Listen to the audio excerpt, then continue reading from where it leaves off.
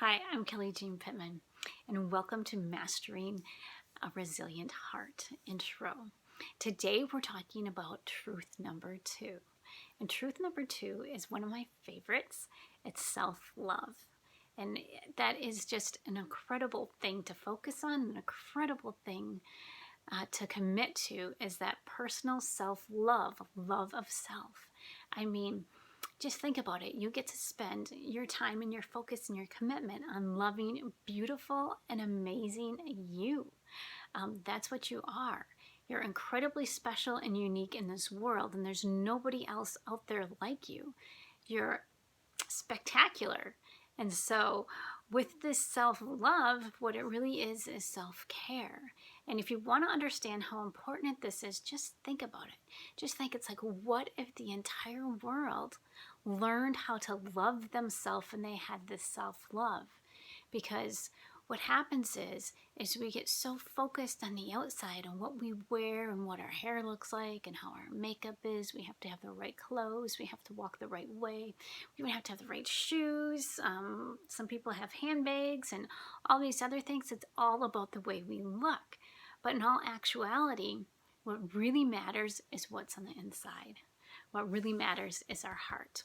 It's how our heart is doing, whether it's open and whether it's closed, and whether we can connect to people or not.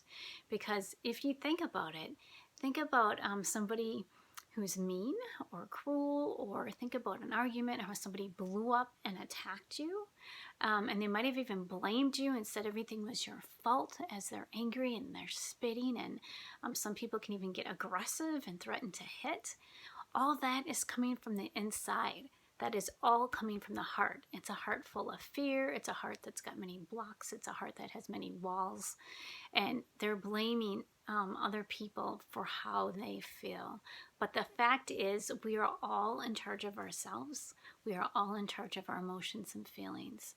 It's like, yes, my husband may trigger me. I may lose my temper. I may get mad. I may blame him and attack him. But in all actuality, what's happening is it's really he's triggering some core wounds that I have from childhood. Abandonment issues, not feeling loved, not being enough, not feeling valued. So all these things are core wounds, and they come from the inside and they come from our hearts. And we'll go deeper into some of this in another section of this program. But to think, if you have this self-love and you truly love yourself from the inside, it empowers you to let go of all these core wounds and insecurity. And so just think about a world of people who actually have self-love from within for themselves. Just think how beautiful and amazing and peaceful this world will be if less people were blowing up, less people were reacting in fear, if we all wanted to connect to each other and reflect this love to everyone around us. It would be an amazing place to live. So where that all starts and where it begins is it begins with yourself and working on that self-love from within. We want our heart to be strong and resilient, and it has to start out with self-love. And self-love really is self-care, and it's really important, especially if you're a mom. Moms, if you've joined us today, I'm so excited that you're here. It's really important for moms because we take care of so many people and so many things, whether it's jobs, pets, kids, plants, you name it, we take care of it all. And it's very draining. It's like I am running nonstop from the minute I open my eyes until I close them. And so, but what happens is if we don't have that self-love and that self-care for us, we can't care for anybody else as well as we can. It's not optimal, and then we have burnout. It's very easy to fall into burnout, and then we can have this resentment and anger and overwhelm and so many other different things. So self-love is really important. So it starts out with self-care.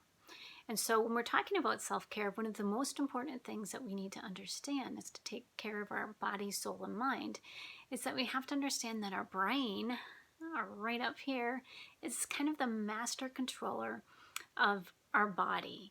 And so our heart ties directly with our mind. And so we need to keep our mind strong. And one of the most important ways that we do that is that we have to feed the mind and body very nutritious, nutrient dense, whole food.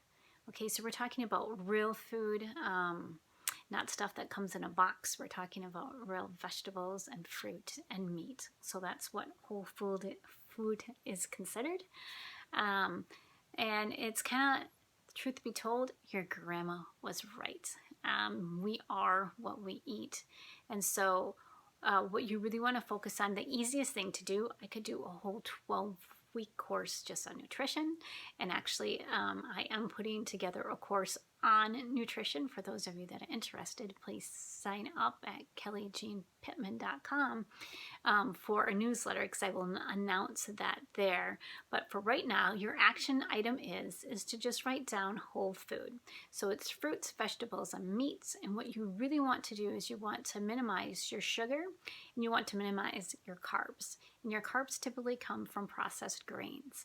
And most experts agree that wheat, right now, particularly here in America, is not really that healthy, and the majority of the population can't really process gluten very well. So I would recommend a gluten-free diet with less processed grains and less sugar. And gluten is tied in, just in case you're interested in, with some of the symptoms that it's associated with, is number one, it's with anxiety. I am very allergic to gluten, and one of the things when it got really bad, I was so anxious and I was having anxiety attacks, and I'd never had them before. And my daughter feels completely different when she's not eating gluten. She has a very sensitive nervous system due to a trauma background, and gluten just kind of lights her on fire. So gluten's directly tied in with anxiety. It's tied in with indigestion or irritable bowel or diarrhea. There's a lot of problems associated with gluten and the intestines, so it's very intestinal. It's tied in with lack of focus, the inability to think and focus on things. It can actually be tied in with some mood disorders, being really overly abrupt and angry. Actually, it can affect kids that way. Gluten can.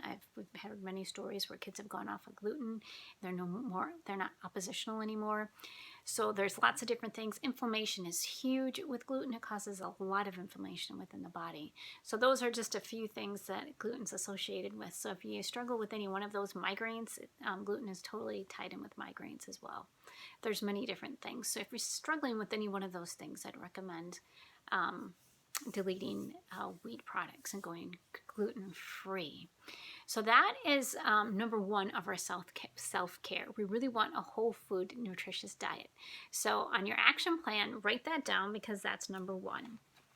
And then number two, the most important, we're talking self-care here and really taking care of ourselves.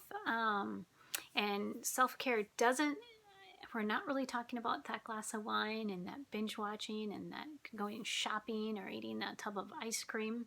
But all those things are great in the moment. They kind of give us a little high, a little dopamine trigger in the neurotransmitters, which make us feel really good.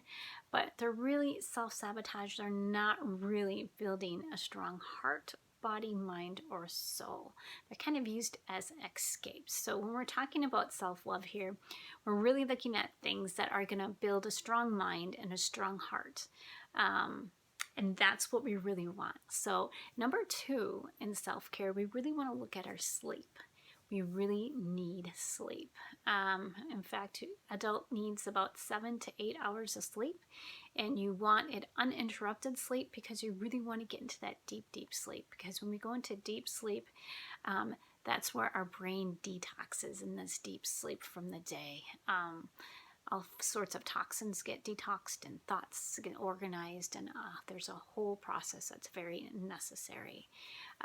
So we need to get that sleep. Everybody needs that sleep. So what you want to do for that is to create a schedule and make sure that you have a similar schedule every day.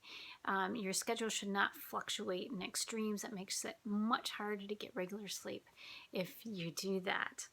And also with sleep, what we want you to do in order to relax at night is to we want to block out in your schedule. So put this down as your action item. We want you to block out in your schedule at least 15 minutes to 30 minutes blocked out for downtime before you go to sleep.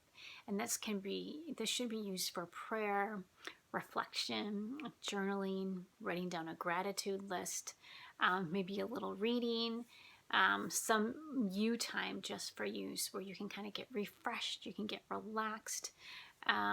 If you have longer, if you have a 30 minutes, a little window before bed, you can even have a cup of tea before bed. But you want to create this little ritual where you have this downtime and you can relax and kind of reflect before bed. This is really good in building this relaxation piece and building in calming, a very sense of calm before you go to bed. And so with that, we're going to kick into number 3, which ties directly with that, which is screens. You're going to want to kind of minimize your screen use. Science has proven that screens actually can change the brain. There was a test done by the Mayo Clinic where they took brain scans of people who texted, and they found that there was a new brainwave frequency that they had never seen before. I can pretty much guarantee you this isn't a good thing. It was 4 out of 5 text. Out of 4 out of 5 people, this different frequency was showing up that they'd never seen before. So science shows that basically screens stimulate the stress response, and overuse can cause anxiety and depression. So those are some of the things, and we absolutely want to stay away from those things. So for screeners, make yourself a schedule. If you need to do it at work, that's fine, but important before bed, at least 30 minutes to an hour. Let's start stepping back if you're somebody who uses it before bed. Maybe make a schedule for your action plan. Maybe you cut out 15 minutes, you don't use it before bed. Do that for a couple days and then drop another 15 minutes. So it's 30 minutes that you're not on your phone before bed. And then add in another 15, so it's 45. See if you can get yourself up to an hour. It's really important to get a good sleep. Screens absolutely interrupt with circadian rhythms and sleeping. It's scientifically proven that it does that. So make sure that you limit your screen use before you go to bed and throughout the day. Don't constantly be on it. Make sure to schedule in breaks. So your action plan for this section of self-love is take breaks from your phone, schedule it in where you maybe go for a walk or you do things and you actually turn it off and set it aside. And then schedule plans or schedule a time so that you check it like when you need to. Check your emails at a certain time. Don't constantly have it in your hand and constantly be checking it. Okay? And then number 4, I guess we are on right now, and we are talking about movements. We need movement. We're not moving. So we want to get up and move. So for your action plan, schedule an activity at least 3 times a week, whether it's walking or exercise. And then you also want to schedule in as your action plan different ways that you can move strategically, like maybe parking far away from the entrance to a store when you go shopping, and maybe standing up at your desk instead of sitting, and maybe taking some breaks or running up and down your steps. Or we have a 4-level house. I used to try not to run up and down the steps and limit my trips. Now I actually go out of my way and I make more trips just to get that exercise. There's lots of different ways that you can do it, but as a child, movement actually organizes the brain and builds new neurons. And so as a baby, that developmental movement actually creates connections in the brain, and it builds a solid foundation. And as we age, Where the elderly get in trouble is that they quit moving so much and the brain starts to prune itself because of lack of movement. So movement is really, really important in building a strong brain. So we want to make sure we have that movement and schedule it into our schedule. And then we're moving on to number 5. And number 5 is indulgence. Indulge in something for yourself. And by this is not Netflix. This is not that glass of wine. This is not that big shopping trip. It is not a quart of ice cream. That's not what I'm talking about. Indulge your senses. Indulge in something that you love. Maybe you love to read fantasy novels. Make sure to take a treat and go to the library and check out these fantasy novels, and have one that you're reading, all the time. Maybe it's knitting or sewing or painting or crafting or gardening, or maybe it's rock climbing, maybe it's scuba diving, maybe it's something maybe you want to go parachuting, or maybe you like that adrenaline rush. It's like, schedule these things in just for you. Maybe it's a massage. There's so many different things, but you want to be engaged and you want to be doing things that really kind of light you up. So something that you do on your own that really kind of enlivens your soul. So indulge in activities that connect you to that space inside that makes you feel really happy and joyful. And last but not least, we have number 6. And so your action item for number 6 is you want to have a friend. One friend that you want to make sure that you keep in touch with. And preferably it'd be not online, but if that's the only way you can keep connected to somebody, I mean, some of my web groups were life-saving back when my daughter was really struggling and I was so overwhelmed and I didn't really have very many connections, and there were people who kind of understood me. So that was actually a lifeline. So if that's your only way to get connected and that's your lifeline, absolutely use that. It was really hard because when we all started having kids, my friends, we all kind of dropped off. We had full-time jobs and kids, and there was just no way that our schedules matched up and we could meet. So, and I didn't really have a mom group. It was really difficult to kind of make that connection, but it's critical that you have at least just one friend, one person that you can reach out and touch to and just kind of share what's on your heart with them. And so that is our module for self-love. Truth number 2. Work on those action items and start working them into your daily routine. And I will see you on the next video when we talk about truth number 3.